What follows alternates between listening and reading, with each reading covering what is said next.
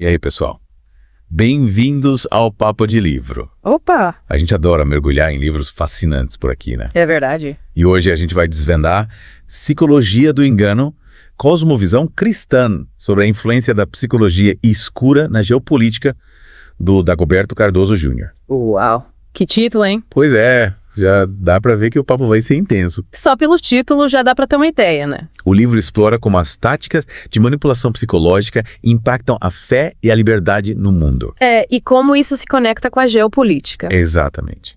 E a gente vai se aprofundar nesse tema em 35 episódios, cada um dedicado a uma seção do livro. Nossa, uma verdadeira maratona de conhecimento, hein? Para começar essa jornada, vamos focar na introdução do primeiro capítulo, A Arquitetura do Engano. Pô, essa introdução é de arrepiar. O autor já chega mostrando como a enganação faz parte da história da humanidade desde sempre. Ele fala que tá entranhado nas nossas interações sociais, desde as cavernas. E aí ele cita o Sun Tzu, o mestre da estratégia militar. Ah, o Sun. E disse, toda guerra é baseada no engano. Verdade.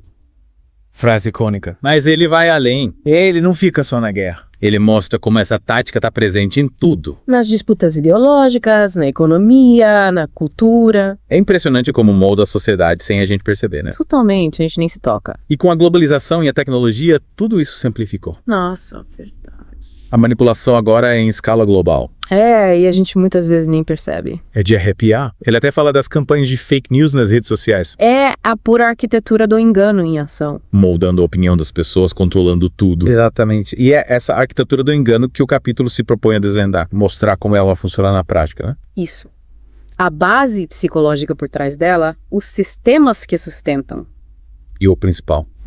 Como a gente se protege dessa armadilha. Essa é a parte mais importante. Saber como se blindar. E olha, ele não alivia, não. Vai fundo no assunto. Vai da psicologia do indivíduo até o impacto na geopolítica global. É um panorama completo. E aí que entra a perspectiva cristã do livro.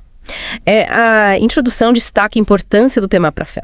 Ele cita Mateus 24.24, onde alerta sobre a manipulação. Até os escolhidos estão em perigo. A gente pode achar que está seguro na fé, Mas essa arquitetura pode abalar tudo. Nossas crenças, convicções, tudo. É um alerta, e tanto nessa até os escolhidos. O objetivo do capítulo é claro, equipar os leitores para identificar e resistir à enganação. Proteger a integridade espiritual e a liberdade intelectual. E a introdução já mostra que esse primeiro capítulo é só a ponta do iceberg. Ele vai trazer exemplos, análises, até projeções do futuro. É para deixar a gente com a cabeça fervilhando. E pronto para encarar esse mundo cheio de pegadinhas. Pois é. E aí, como a gente diferencia a verdade da manipulação nesse mundo de informações? É a pergunta que não quer calar. Uma pergunta para a gente refletir durante esse mergulho no livro. Sabe, o que me impressionou logo de cara foi como o autor usa a história para ilustrar essa arquitetura do engano. É mesmo? Tipo o quê? Ele menciona, por exemplo, o Império Romano. Ah, entendi. Usava pão e circo para distrair a galera enquanto aumentava o poder. Faz sentido. Uma tática antiga que se repete. Então, manipular as massas com entretenimento, promessas. E a gente vê isso hoje, né? Totalmente. Nas redes sociais. Conteúdo superficial que distrai a gente dos problemas reais. É como se a gente vivesse num círculo virtual gigante. Verdade. E o autor coloca isso como uma das estratégias da arquitetura, né? Manter as pessoas distraídas, desinformadas para não questionarem o sistema. É como um jogo de ilusões. A gente acha que tá no controle, mas na verdade está sendo manipulado. Que loucura. E como cristãos, a gente precisa se ligar ainda mais nessas armadilhas. Com certeza. O inimigo usa tudo para nos afastar da verdade. E por falar em verdade. O autor destaca a importância do discernimento, né? Sim, para navegar nesse mar de informações. A gente precisa ser como garimpeiro, sabe?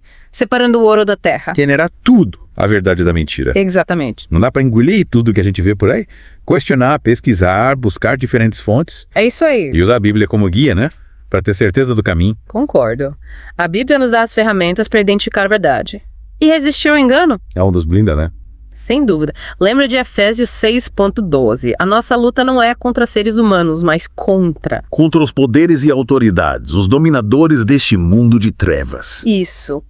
Contra as forças espirituais do mal, a gente está numa batalha espiritual. E a informação é a nossa arma. Com certeza. E o livro nos equipa para essa batalha. A gente precisa se aprofundar na Bíblia, buscar sabedoria. Discernimento para não cair nas ciladas. Senão, já era. E o autor fez uma análise interessante sobre a linguagem e a manipulação. Sério, como assim? Ele fala do politicamente correto, que distorce a realidade e impede o debate. Verdade. Muitas vezes a gente se cala por medo de ser julgado, cancelado. E isso limita a nossa liberdade, né? Total, de expressão de pensamento. E aí a arquitetura do engano agradece. É como se a gente entregasse o controle da nossa mente. Pois é. Por isso é importante ter coragem de defender a verdade. Questionar o que não parece certo. Usar a nossa voz. E o autor incentiva isso com base na nossa fé, nos princípios cristãos. Afinal, a verdade liberta, né? Como diz em João 8,32. E conhecerão a verdade os libertará. E essa busca pela verdade é constante, né? A gente precisa estar sempre atento. Totalmente. Buscar conhecimento, questionar, analisar, para não cair nas armadilhas. É como andar em campo minado. O livro nos equipa para essa jornada. Ele dá as ferramentas para identificar os sinais, né? Os padrões, as estratégias do inimigo, É como se acendesse a luz no meio da escuridão. para a gente enxergar os perigos. Exatamente. Aí essa clareza é essencial para tomar decisões, né? Construir uma fé sólida, defender nossos valores. E a nossa liberdade. O autor deixa claro, a gente não pode ser ingênuo.